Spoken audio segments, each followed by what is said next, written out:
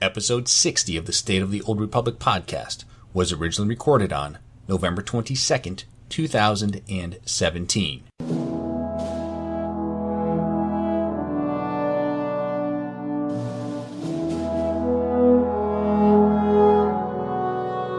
It's the State of the Old Republic podcast.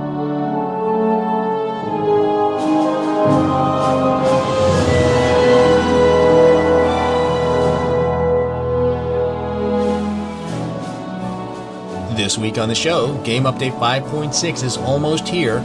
I'll cover some features coming in this update and some of the features not coming in this update. I'm looking at you, new Warzone. Unassembled Components will now be legacy-wide. That's not the only change happening to UCs. I'll have the details later in the show. The Master's Datacron is a new level 70 boost coming in 5.6. I'll tell you how much it costs and how it works. And with that, it's time to make the jump to Lightspeed and check out the State of the Old Republic. Welcome to episode 60 of the State of the Old Republic podcast. I'm your host, Ted, and as you heard in the opening, I have another great show lined up for you today. As always, let's start with some announcements for the Old Republic. And I don't have much in the way of announcements this week, just a reminder of some upcoming events in the Old Republic, and most of these are set to kick off on November 28th. We have the Rakghoul Plague outbreak on Tatooine, which runs from November 28th through December 5th. And remember, if you want to get Dr. Loken as a companion, this is the time to get that done. There will also be another Double Rewards event that runs from November 28th through December 5th. And, of course, Game Update 5.6, A Traitor Among the Chiss, will go live on the 28th as well. Looking beyond that, we're coming up on the 6th anniversary of Star Wars The Old Republic, so expect there to be some in-game goodies coming our way. And soon, Life Day celebrations will begin, and with the server mergers, there will be no shortage of people to pelt with snowballs to get those snow-covered parcels. Galactic Sales Week has begun on the cartel market. It goes until the 28th. There will be a daily 25% off sale on different items, and one of my favorite things is the 50% discount on unlocking items in your collection. One of the best bargains going around, and in fact I spent some coins unlocking color crystals which can no longer be transferred via legacy weapon. If you have some crystals laying around, now is a good time to unlock them and add them to your collection. And many of them are kind of old, which is to say they are bronze quality, so you can unlock them for the low price of 30 cartel coins each. Well, that's it for the announcements. Let's slice the holonet and get to the news this week. And the weeks continue to fly by, and November 28th is nearly upon us, and that means Game Update 5.6, A Traitor Among the Chiss. This week, Eric Musco provided an update on some of the features coming and some of the features not coming in 5.6. Case in point, here's what he said about the new Warzone. As we're getting closer to the launch of the update, we feel we need just a little bit more time to really bring the new Yavin Warzone up to quality. We are going to pull it out of Game Update 5.6. Instead, it will now launch as part of 5.6.1, only 2 weeks later on December 12th. We apologize for the delay in the Warzone. We know there's a lot of excitement for it, and we are eager to get it to you as quick as we can. Now, it looks like the Warzone is the only feature getting pulled from 5.6. They are still on target to deliver the following. The new Flashpoint on Capero, a planet in the Chiss Ascendancy. It will have solo story, group story, veteran, and master modes, and the continuation of the Alliance Traitor storyline, and the return of Reyna Temple. Nahut, the third boss in Gods from the Machine operation, story and veteran modes will be available. There's going to be a new Galactic Starfighter Deathmatch map set in orbit over Iokath. Significant changes to Group Finder, a new UI, all queuing in one place, upgraded rewards, and solo activities added as well. And I'm very curious to see what else they're doing with the Group Finder. I think this could be one of the bigger changes coming in 5.6. Also coming in 5.6, legacy-wide credits and unassembled components. there are changes to Galactic Command disintegration, so gear now disintegrates directly into unassembled components to help mitigate RNG. There is a new item, the Master's Datacron. This allows you to take any existing character and boost them to level 70. And this boost does not progress story. And I'll talk about that in just a minute here. And then there's more. And we know that one of the and mores are the new higher level augments, and another is changes to class disciplines. Both those happening in game update 5.6. So I want to now take a closer look at some of the items for game update 5.6. First is the delay of the new Warzone. On the one hand, it's good that they identified issues prior to release and are taking the time to get things right. If they had released it and then found out there were issues based on player feedback, that of course would be bad. So that means their internal testing is working, but I can't help but wonder though, if they had released this onto a public test server and let players bang away at it, if these issues would have been discovered sooner and been addressed such that they could have released it on time. It's hard to say, and I don't know what's involved in setting up a PTS and managing the builds that they push out, but I am a firm believer in open player testing, and for whatever reason, BioWare doesn't do nearly enough of it. At least it won't be a huge delay in getting it out to us. One of the features I'm really looking forward to is legacy credits and legacy unassembled components. The legacy credits are pretty straightforward. You'll have the option to deposit credits from any of your characters into your legacy cargo hold, just like guild banks, and then those credits will be available to all of your characters. Great quality of life change here. The legacy unassembled components are a little more involved, and they're doing more than just making the components legacy-wide. In addition to war zones and master mode ops bosses, we'll now get unassembled components from disintegrating items from crates. According to Eric Musco, the general rule is stuff with stats breaks down to unassembled components. Everything else will still break down to CXP. He said there may be exceptions, but that was the guiding principle behind the change. Also, unassembled components will no longer be tracked via the currency tab. It's now a stackable legacy item. So the good news is there's no longer a cap on unassembled components. The bad news is we now have an item that we need to store in our inventory and keep track across multiple characters. As a legacy currency, your unassembled components would automatically be tracked in a single location, i.e. the currency tab. Now it's up to you to manage that consolidation, and I'm a perennial quality of life person, so yeah, this bugs me, but only a little bit. Now, because unassembled components will come from disintegrating items, the costs are changing. According to Eric, costs for all items via unassembled components will be doubled in 5.6, but everywhere you previously gained unassembled components, war zones, missions, and ops will also double. This totally breaks even. There is no change to the rate of gaining and spending unassembled components. The team set those numbers higher to be able to get the values for breaking down items from Galactic Command in place. Now, someone asked what will happen to current unassembled components that we've earned but haven't spent. And Eric said that the unassembled components that we currently possess will increase by the same rate as everything else so that they retain their current value. There's no need to go on a spending spree before 5.6 goes live. So in short, the cost of items for unassembled components has been increased. The unassembled component mission rewards, etc. have been increased by the same rate. The unassembled components that you currently possess has also been increased by the same rate. So basically what's happening is the cost-reward ratio is staying where it is now. Legacy unassembled components are the last big quality of life change for Galactic Command.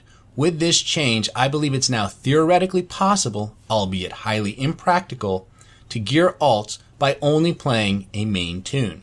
I can just PvP and run ops on my main tune and transfer mods and enhancements via legacy gear. I can use the unassembled components to upgrade armor and weapons.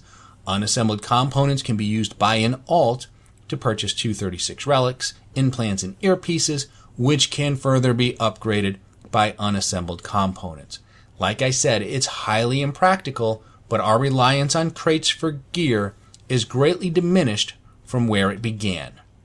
One other cool feature coming in Game Update 5.6 is the Master's Datacron. This is an item that lets you boost any character to level 70. BioWare released a blog post about it, and here's how it will work. You can purchase it from the cartel market for 2,000 cartel coins, which I believe is the same cost as the 60/65 token. The item is tradable and can be sold on the GTN. Unlike the 60/65 token, this one is used on an existing character, so you need to make sure that you're on the right character when you go to use it. You can't use it on a character that's already level 70. That would be really stupid. You can use it on a character that's level 69 and 1 XP point away from level 70. That too is really stupid, but also hilarious to think about. Now, the Master's Datacron comes with the Eternal Commander Equipment Bundle. The bundle comes with 2 items, the Master's Datacron and the Eternal Commander Equipment Box, which is a set of level 70 gear. Now, boosting to level 70 is a little involved, but not too bad. What you do is this. On the character you wish to boost, just right-click on the Master's Datacron, and you'll perform an 8-second cast, which says, promoting to level 70. When the cast completes, you'll get not 1, but 2 confirmation pop-ups. You get 2 chances to change your mind. Once you've confirmed, you'll get transported to your ship. Once there, you'll get a mission in your log called Master's Datacron. After a few seconds, it will automatically complete, and you'll be level 70. Woohoo! And it should be noted that you will be granted your ship. So if you have a level 1 character and you log into the game and the first thing you do is click on this Master's Datacron, you will be granted your ship. However, you'll still be able to go get your ship through your class story. It does not impact that. Now, to use the equipment box, you need to go in and choose a discipline. Once you've chosen your discipline, you can right-click on the equipment box and you'll receive a full set of level 70 gear tied to your chosen discipline. And that's it. You're done. You're now level 70. And I have to say, I am abnormally excited about this. The fact that it doesn't progress story is awesome. You can create a new character, boost it to level 70, and still have all of the content to explore. And remember, you'll earn CXP instead of regular XP, and you can jump into that right away or go straight to the end game. Now, I don't know what kind of gear you'll get, but if this is an alt, you'll probably have enough command tokens to buy a set of 230 gear with your set bonus. And I imagine that 230 gear is probably going to be better than what you start out with. One thing to keep in mind here is even though the token doesn't progress story, if you start Knights of the Fallen Empire or Knights of the Eternal Throne, you will progress your story and lock yourself out of a lot of content. I'm not saying you can't do that, but if you want to do your class story or Shadow of Revan and Ziost, don't start Fallen Empire or Eternal Throne until you get those done. I now want to get to the centerpiece of Game Update 5.6, and that's the continuation of the Alliance Traitor storyline. Now, if you recall, back in October, we got this exciting trailer for a traitor among the Chiss. Good timing, Commander.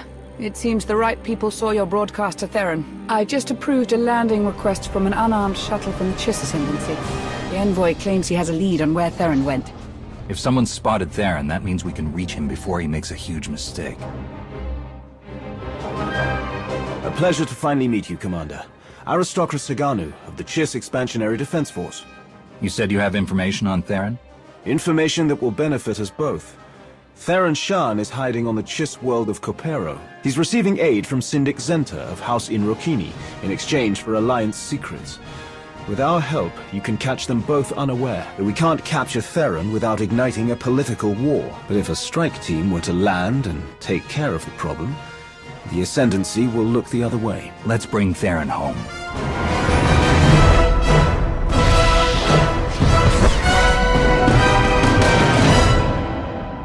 So we are going to face off against Theron Shan and maybe get some closure on that bit of story that started with Iokath and then continued with a crisis on Umbara. In addition to the trailer, they recently released a short story on Kopero. I'm not going to read it all, but I do want to cover this one section. And what's going on here is there's 2 characters, a female named Pova and then a male who, although was never named, it can be inferred that it is Theron Shan. And Pova is giving Theron some intel on Capero and its ruler's house myth.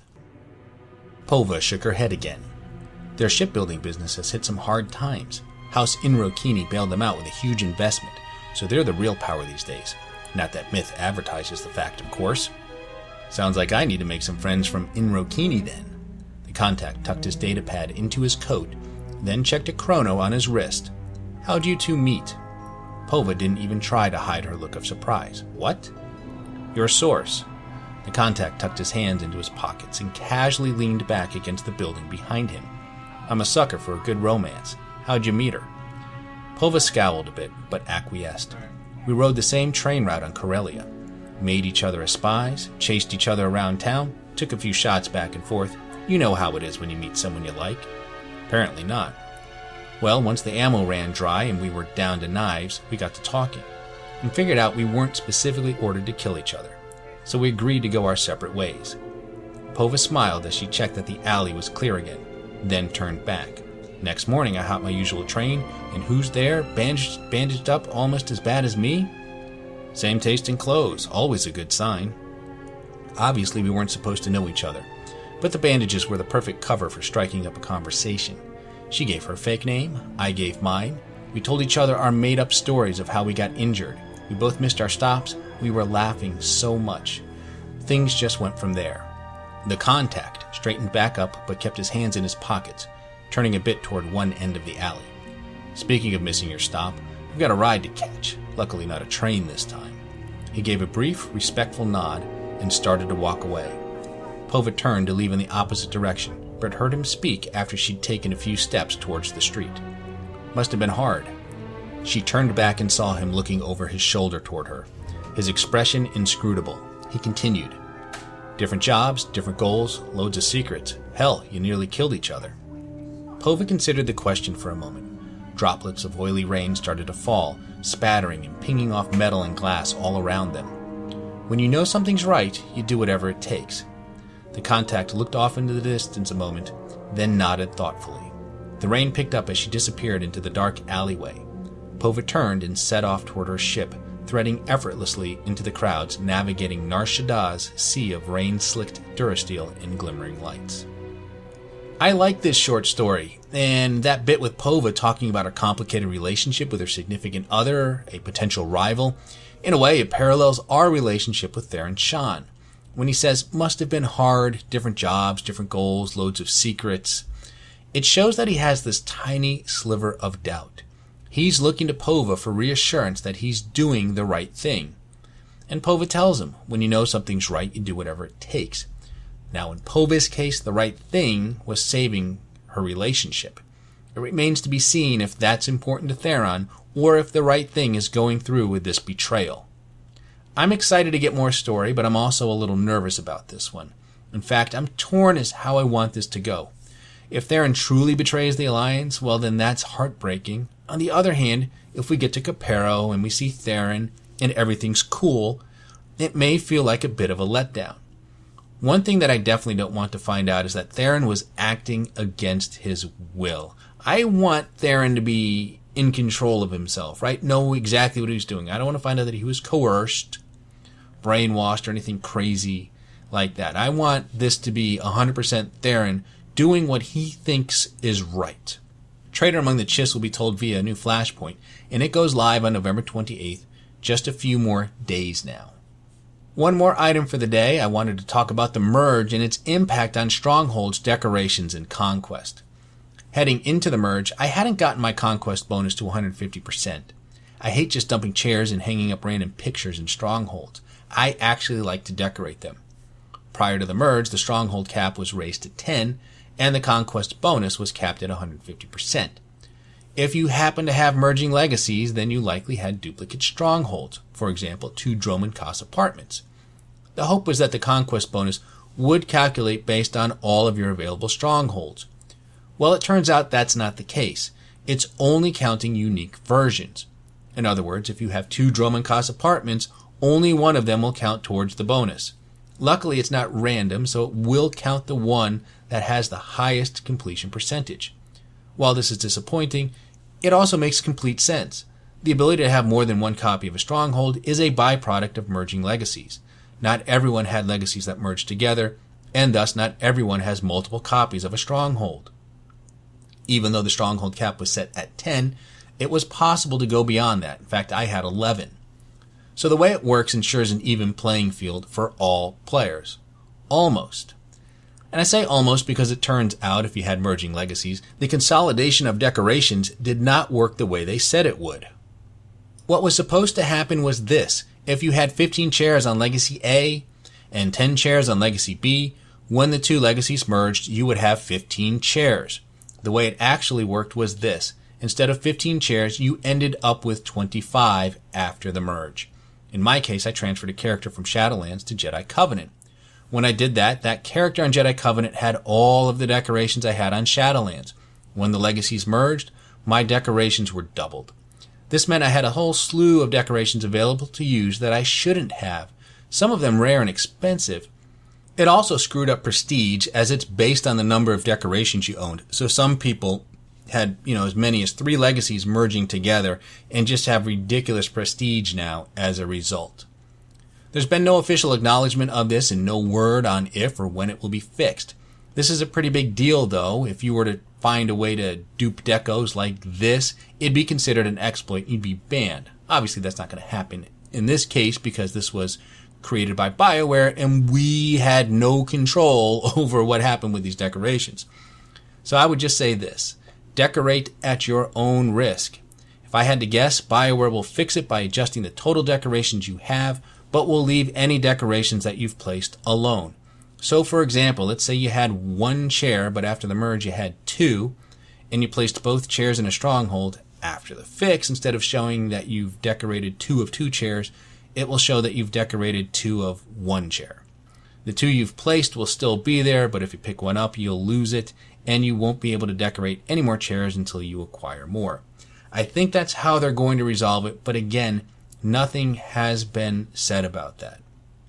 And a final note for today, BioWare just announced that they are planning to bring back character transfers with Game Update 5.6 on November 28th. If that changes, they'll let us know, but that's the plan right now, and they are going to come back for a limited time at the pre-United Forces cost of 90 cartel coins per transfer. So, once again, transfers look like they're coming back with 5.6.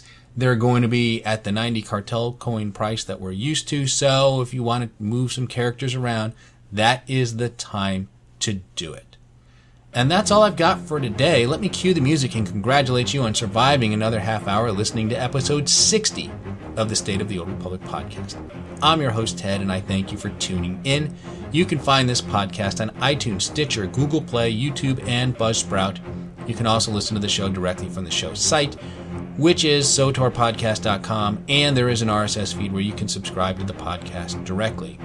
If you have a question for the show, you can email me at sotorpodcast@gmail.com. You can also tweet your questions to @sotorpodcast or send me a direct message. And be sure to follow me on Twitter to get the latest information on the show. Look for episode 61 on November 28th. And remember the Sith code, hate is a lie.